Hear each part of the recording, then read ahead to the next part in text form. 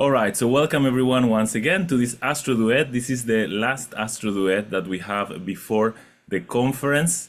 The AA conference is on the 27th of August. It's starting, you can arrive from the 27th of August and it will last until the 31st of August. So you have different options depending on how many days you want to come.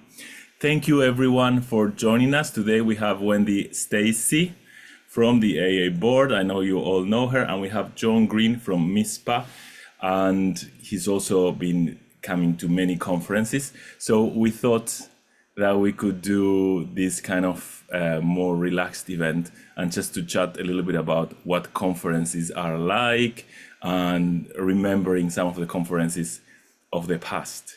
Remember, this is a free event, but we always accept donations. The Astrological Association is a charity, so we are all working as volunteers. So every help you provide is a huge support.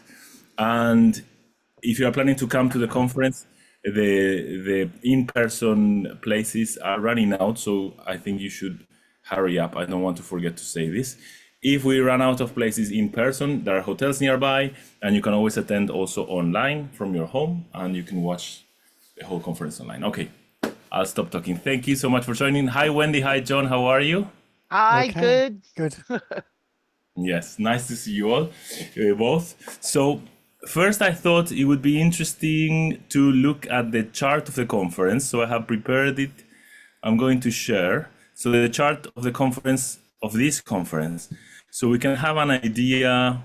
Well, I don't know, we can start imagining what the conference might be like.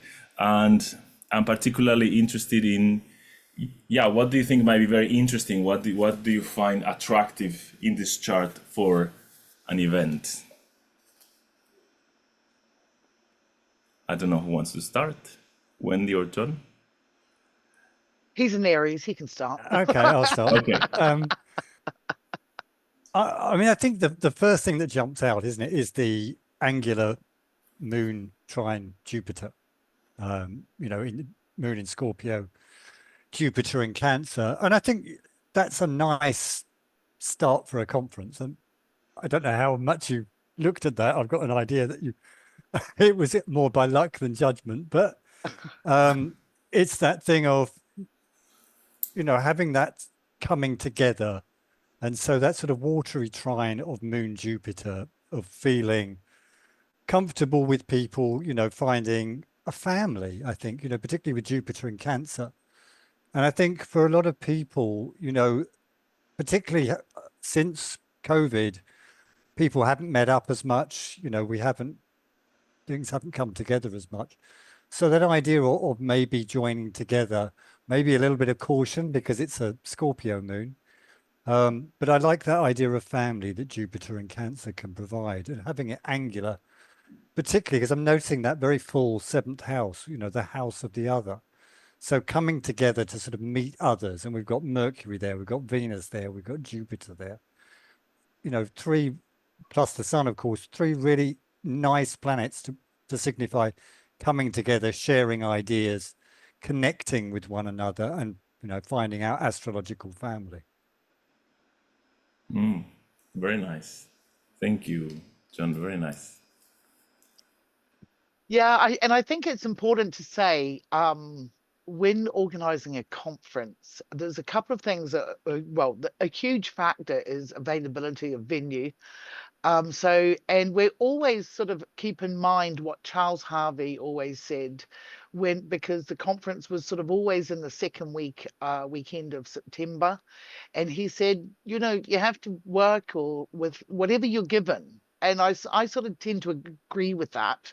We can't be, it's great to elect something and you can tweak something in terms of the ascendant chart ruler and that sort of thing. But I do like Charles's perspective on that.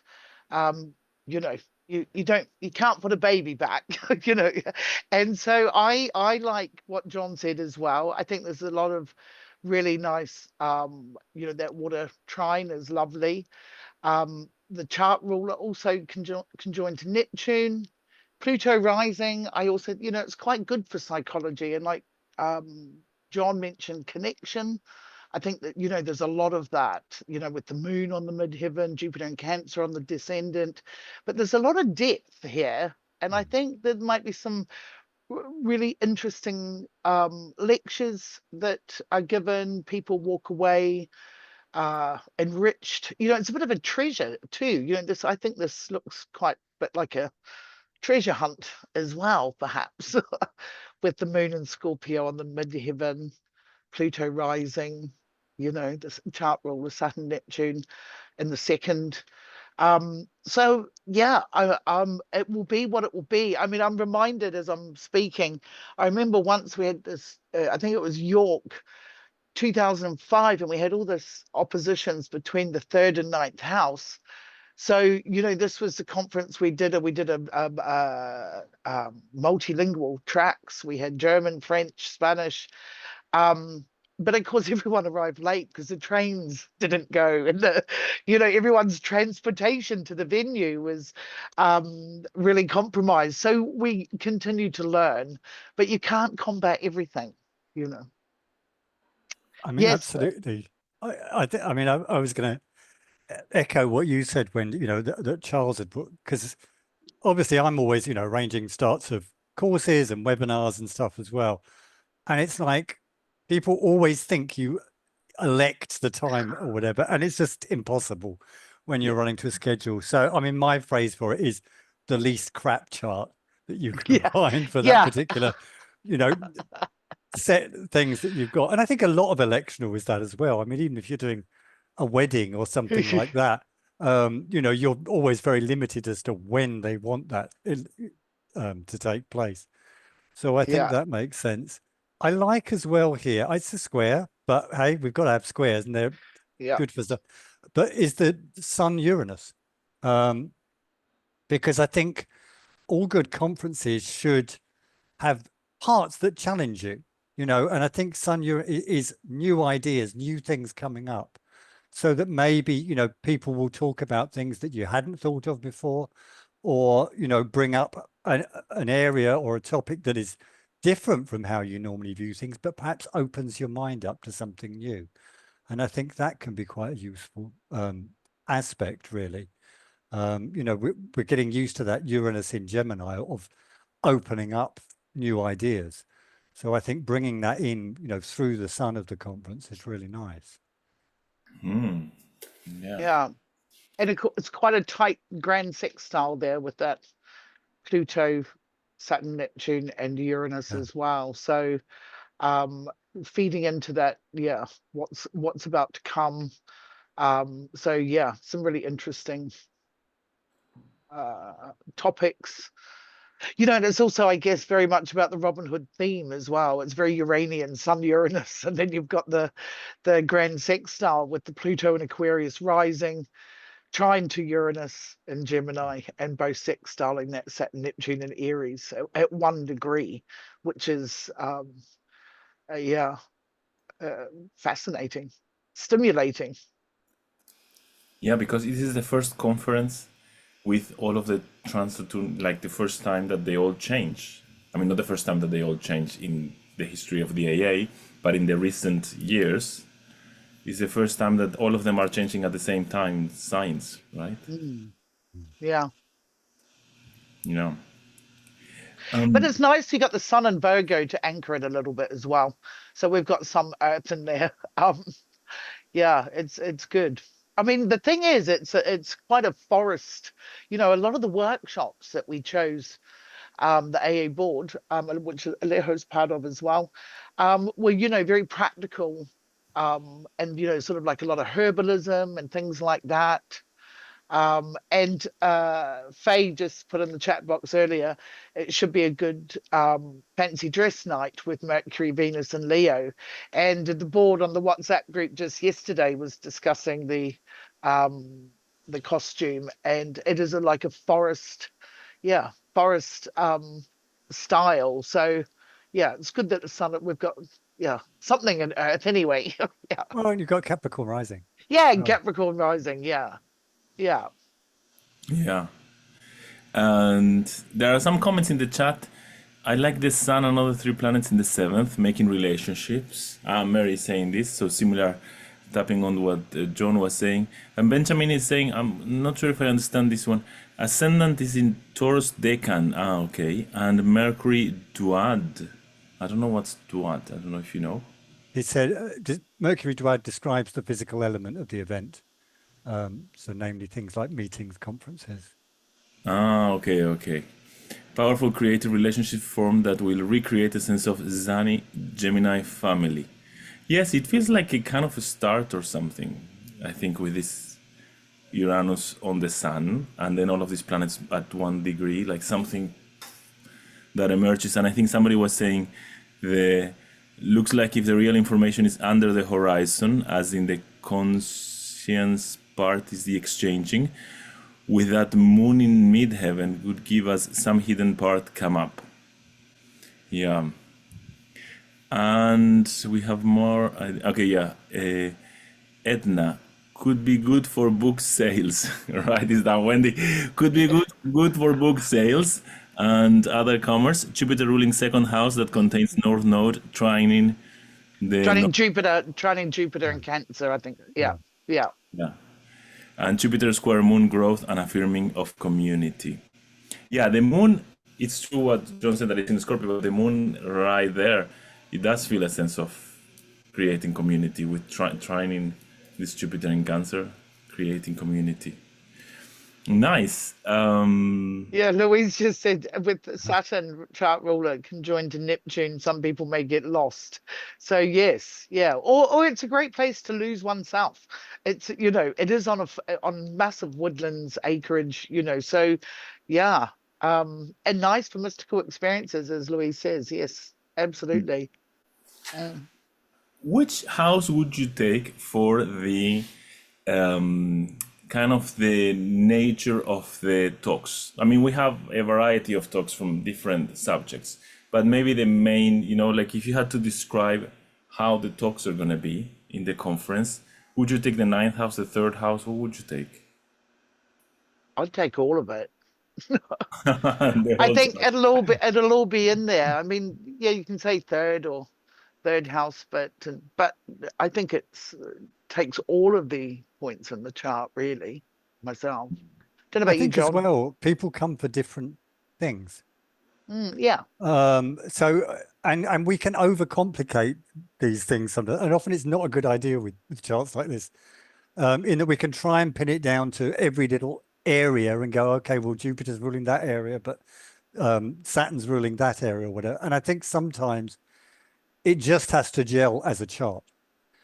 And I think that's what you get from a conference, is that you will see all life that's there played out, and some may play out in the bar, and some may play out after hours, and some may play out in the talks, and some in the plenaries, and some, in the way people gel within the conference. So I think all of it, starts to pull in, and it becomes the whole thing. And I think that's probably the way that we have to view it. Yeah. There's a lot of glue here, isn't there? Yeah. Nice. Okay, some people are saying that the 11th, the 3rd from the 9th of astrologer, the 5th and 9th from the 9th. Okay, the 9th. Okay.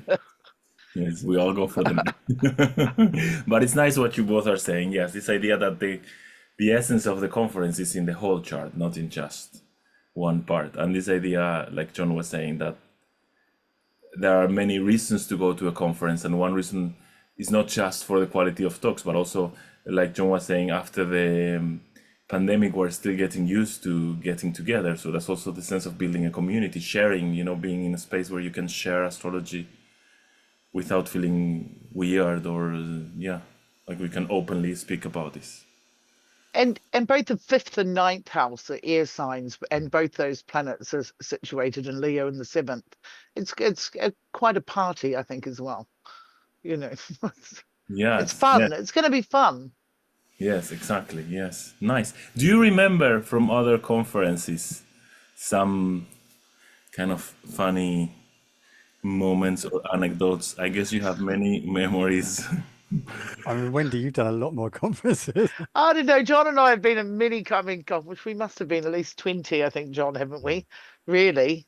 I mean, it's important to say John was the editor of the journal for 6 years as well. So, you know, the AA journal. So, you know, but we always we shared a lot of conferences. Yeah, and some are, yeah, can be talked about and some can't. No, I'm kidding. Yeah, no, there's been a lot of, I mean, they are fun. They are fun. There's always a lot of laughter, a lot of learning. You know, and it's great, I guess, just to be with people and talk your own language. I find that quite special. You don't often do, you know, you can do it in your own home and stuff, but um everyone just understands. So it's just a different type of communicating, I think. But lots of funny Absolutely. stories. I mean, I think as well, you know, as we just looked at the chart, it's like what's always incredible is how different parts of the chart play out within things. And we can sort of overlay and think how that's going to go. And then we get proven wrong later on down the line because it's turned out in a different way that totally fits the planetary archetypes, but wasn't how we were expecting. I mean, I can remember not a conference, but I did a talk. I was doing a talk on Mars back when I was teaching for the CPA in Regent's College in London. And I was doing a talk on Mars. Mars was on the midheaven. It seemed like an absolutely ideal thing for it. And during the day, I bought a brand new projector. It was back in the days when projectors to project your laptop had only just started coming out, and universities and that weren't providing it. And we locked everything up during the lunch break, and somebody kicked the door down and stole my projector, brand new projector, during the lunch break, which was a perfect example of Mars. It wasn't the one I was looking for. But at least it didn't set fire. Maybe it was the lesser of two evils. Fire. And also, after I was so charged up by it afterwards, I probably gave one of the most energized talks that I've ever given on Mars. And it went down extremely well. And I even had a nice drink with the police afterwards. So it wasn't all bad. Wow. Yeah. Brilliant. Yeah. But it's also a warning about picking, you know, picking things for a talk or whatever, going, well, I want that. And I mean, I had another one come to mind, actually, again, another talk, which I was doing on Neptune. And I gave it this place. I'd given it lots of time, went along, went out for lunch, went for a walk, started walking back. I couldn't find the place again. I totally lost. I'd been there so many different times, but just that energy of Neptune and a prominent Neptune on the chart. And I was like, how do I get back to where I'm teaching? And I had to just wander around until I saw some people that I recognized from the thing and went, oh, where are we? And sort of follow them back. So be wary of the charts that you elect for things, because it can prove something totally different. Ah, nice. Thank you for sharing this. Or do you remember maybe like what was your most, maybe not the most memorable, but some kind of experience that you had that was that touched you, that moved you? Mine was actually, yeah, the one I was talking about before was 2005, but my most memorable conference, I think, was 2004, and it was in Bath. And we hired the assembly rooms and had tours of the Roman baths. It was a fabulous, I mean, the accommodation wasn't that great, but what stood out for me mostly about that conference was Darby Costello's Carter Memorial. It was on Uranus's ingress into Pisces, and she talked about the last Uranus and Pisces being the alcohol prohibition and smokeasies. It was just such an incredible, insightful talk. Yeah, I loved it. And the whole stage was set so beautifully for her. So that was probably one of my favorite conference moments. Oh, nice. I mean, it's important to note, you know, before 2007, we were in university, so the accommodation was student accommodation. But the accommodation was not so comfortable, but you had these kitchens. So some of you, Faye, you're on here, you probably remember, you know, you had kitchens that you all gathered in, and yeah, it was at night, you know, and so it was really lovely. Nice. Do you have like a special moment, John, I or mean, like? I think I've got many actually, to be honest, you know, but it's little snatches of it. And sometimes it's things that people have said or done, or sometimes it's just meeting a group of people that you haven't met before and just finding that connection. I remember, you know, some years ago, arranging just a little meeting in the courtyard and a few drinks with some of my students that had never met because we were teaching them all online and they'd never met before, and bringing them together and us all just gelling, and to the fact that we're still all friends to this day and still meet up, etc. And it's just that wonderful sense of coming together and meeting people who share the same language as you and the same way of viewing the world and just connecting. And I think that can be amazing. And that's a really important part of it. And another one is that there are sometimes just talks that inspire you on a very personal level. And it isn't, you know, sometimes it can be and talks that where I don't even necessarily remember the name of the person who gave it, you know, because they weren't a big name or whatever, but you went along because it was a topic that was like, that sounds really interesting. And they just nailed it, you know, in that hour and gave you something different to think about or a new approach that you just, you know, remember as being really inspiring. And I think moments like that are really important too. Yeah, totally. What happens also outside the room itself or somewhere is speaking also, yeah. Nice. What would you say, like if somebody never came to a conference? I guess there are people here who came to many conferences, but maybe some people are going to watch this who have never been to a conference. So what are your pieces of advice, let's say, to enjoy a conference? Mine is always not to think you have to do every talk. This is my mistake, I remember. Because it's so, you know, obviously you've paid your money and there's all these wonderful talks, or, you know, and you look at the program, I want to go to that. And you need to give yourself space. So I think it's just as important to allow yourself time between talks to process it, decompress a bit, talk to other people. As you know, as I keep saying, it's such a big part of the conference thing that, you know, sometimes, particularly when people first go, there's a tendency of like, oh, I've got 10 minutes, then I've got to get to that talk, or I've got 10 minutes, and they rush around. And by the end of the day, their brain feels like it's going to explode. And they're struggling to remember all of it, you know, that they really wanted to remember. And I think particularly nowadays that talks are recorded and we've got, you know, this ways of sort of playing back. It's much better time to sort of pace yourself and just finding a sense of, you know, okay, I want to go to that one, then maybe I'll take a break, then I'll go to that one, etc.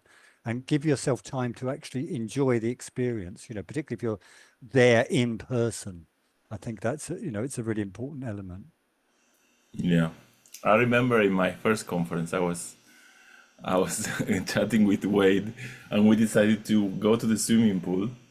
And at some point, I saw the time, and I said, "What? Not? We're missing a talk." And he was like, "Yeah, I thought you knew." And I was like crazy. I was like, "No, we're missing one talk. We have to run." And then I realized exactly what John is saying. It's ridiculous. You need time to decompress. It's ridiculous. Yes. Yeah. Somebody wrote something in the chat here. What I love about the AA conference as opposed to others is the possibility of eating together and meeting everyone at breakfast. Surprising conversations happen. Yes, it's nice. And Wendy, would you give some Yeah, advice? well, yeah, I mean, I agree with Faye. I mean, that's a lovely part of the AA conference. It's in it's in a venue where no one else is there normally, and all the food is included, so people aren't splitting off. You're together. It's a lot more intimate.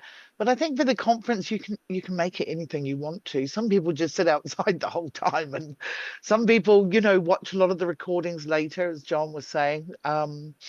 So, you know, you can do whatever however, you know, way you want it to be. But there's always, someone said there's always surprise. Oh yeah, Faye was saying surprising conversations, but it's also, it's things happen, and there's always something wonderful going on, really, at the Yeah. conference, and you can make it whatever you want to. Yeah. Do you remember? Sorry, yes, Wendy. Now, I'm just reminded of a very good friend of mine who has a stellium in Libra. And she was saying to me, she said, what talks will I enjoy? I said, why don't you go to this one on synastry? And of course, like me, she has a Pisces rising. So she got lost, not at Why Boston, which you can't really get lost in, but she did. But she ended up sitting in a lecture theatre with Corinne Dillian, wonderful woman, speaking on Copernicus and the Russian Revolution, right? Which was quite a departure from the synastry. And she absolutely loved it. She said she couldn't leave because she thought it would be rude. And she said it was the most engaging, entertaining talk. And that's, I mean, I was laughing because it was funny that's how it ended up. But it's things like that are, it's everyone has wonderful moments. Yeah, yeah, totally. Do you remember how it was your first conference? The first time you went to a conference? Yes, I do. You want to share or better not? Yeah, there was a The lot censored going. version, Wendy. Yeah, the censored version. Well, the fun, yeah, there was. I mean, I'd actually already been on the board for a year as treasurer, but I couldn't go for the Eclipse conference because my husband was best man for 2 weddings either side. So, anyway, so my next conference I'd already sort of been on the board for a year, but it was an interesting conference. It was a lovely conference. It was in Cirencester, which was just such a beautiful, beautiful venue. But yeah, the funny thing is, and I know that Jonathan wouldn't mind me saying, was the first, and I'd been up. We were up very, very late, a group of us, and I had to walk back to my room.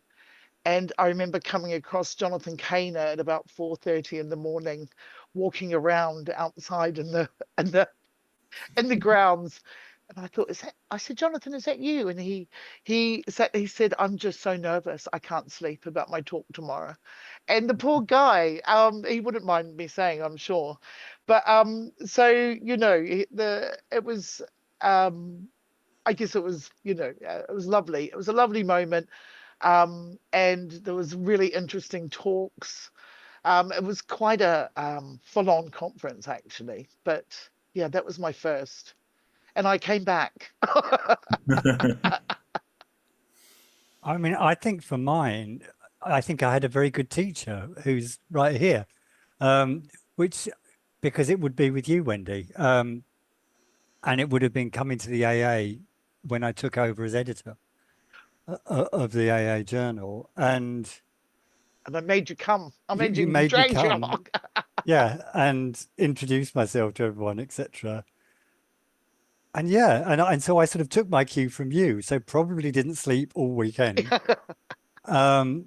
And yeah, drunk way too much, but had a really good time. And just, it was just so nice to find this sort of quite intimate venue, because that's the thing with the UK conferences and a lot of the European conferences is they are much smaller. So with the US ones, although there is so much going on, it always feels a bit more split up because there's 10 talks going on at once, and there's no sort of combined room where you all eat together or whatever. So it was just this lovely sort of intimate feeling of the conference, of connecting with everybody and just finding my feet through it with such a great teacher as Wendy. Yeah, it was brilliant. Nice, great. Thank you so much. I would like to ask the people who are here if you want to write in the chat box, like what would you like to see in the future conferences? Like if there's a special speaker you would like to hear, if there's a special technique or there's a special, I don't know, astrological approach that you would like to have more in the conferences. If you don't mind writing on the chat box so we can take it into account for not for this one that everything is prepared, but for the next one. We have Uranus square the sun for this one, but we're not going to change everything just after this chat. So if you want, and in the meantime, I don't know, John or Wendy, if there's something else you would like to share about this theme of conferences, things memories that you have of the AA or anything else that maybe I didn't ask.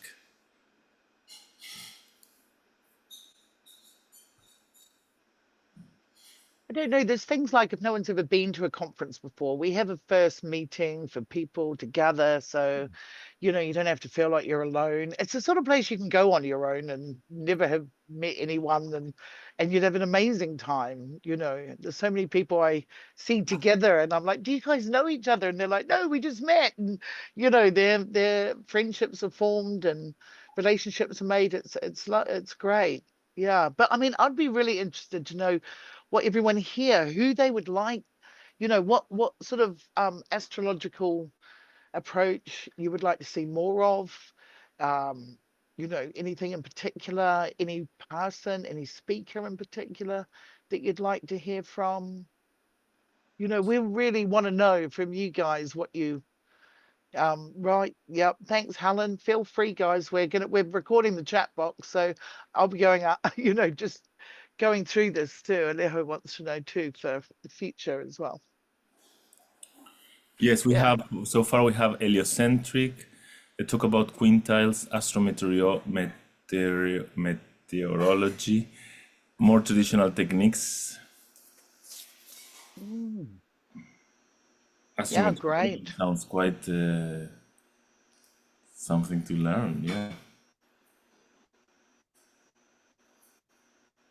Maybe we should also mention something about the experience for, the people attending the conference online, Wendy. Yeah. Well, that's the other thing too. I mean, the speakers are well versed in knowing they have two audiences, one that's physical in front of them and the other that's online. And, we have 10 Zoomers who are looking after that side of it. So, of which I'm fully aware of that Sun-Uranus square in the chart. It's the only square in the chart, I think. Yeah, but they are looked after, and again, they can go back and forth. But it's great if you're in a different time zone. You can just plug in and plug out whenever you like. So, but we're all familiar now with this sort of platform, so this has become normal now. So it makes it much more financially viable. Do you still have the little drop-in rooms for people to? Well, we haven't had the coffee room. I think we did have it last year, or we had a little bit of it last year, but it wasn't really taken up as much.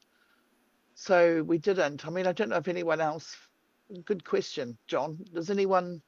Yeah, we had a coffee shop that people could drop in. So yeah, that worked well for. I think it worked really well in 2020 and 2021, sort of during the heavy COVID years. But after that, people were just a couple of people would drop in during the day. Yeah, so Irene, yes, we actually interesting. Sorry, Alejo. Irene maybe we should invite an AI construct along. We have. So on Saturday at the plenary, we have Victor Oliver, our current editor of the AA Journal, who's leading a panel on AI, and he's invited Guok to join. So we're having a conversation about the future of AI and astrology, which he is facilitating on the Saturday. So that will also be streamed online. All of it's streamed online. So yeah, Irene, we have that covered. Yeah, it's gonna be crazy. It's gonna be good. Yeah. All right. Okay. Well, I think. Yeah. Thank you so much, everyone who joined, everyone who's gonna watch this later. Thank you, John. Thank you, Wendy, for sharing your memories and your experience on this. And I hope to see everyone in August, at the end of August, in person, and we can have a drink with John, and then we will become best friends like his students. All right? So thank you, everyone. Thanks, everyone. Thanks. Take care. Thank you. Bye. Bye.